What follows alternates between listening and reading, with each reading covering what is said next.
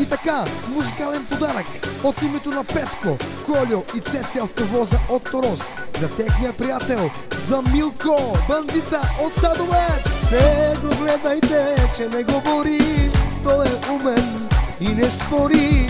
Зад гърба си има много милиони. Обича да си прави той купони, като него няма втори. Кара си патрулите, мъж за милиони. Айде! Караш яките коли, имаш хубави жени, патрули и прошета, шампион си, брат ми. Марка си, бомба си, всичко е на 6, защото е в кеш. 400 гона му е патрула, Милко бандита го нарича. Кара си прошето и не му пука, защото то е териката на народа.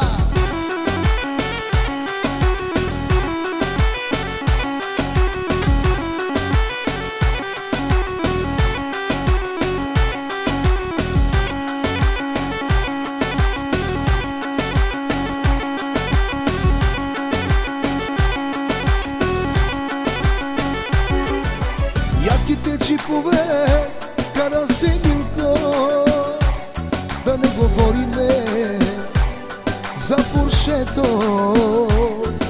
Пари, коли и жени него не го бъркат, душманите ги мачкат, прави си душата.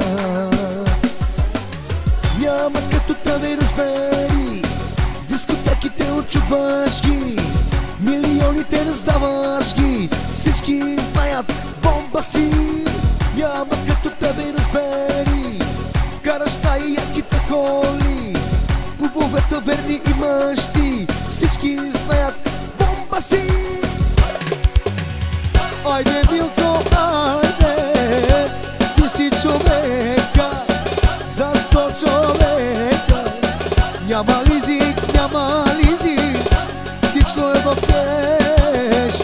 Милко бандита баща, кара си патрулите, 400 гона. Плюс, плюс, плюс, плюс. Елате ми на стата с машините, с моите джипове. Нямате шансове, да не говоря за Поршето. Ще ми гледате номера, червеният пушмар, червената машина. Аз съм Милко, бандита от теб.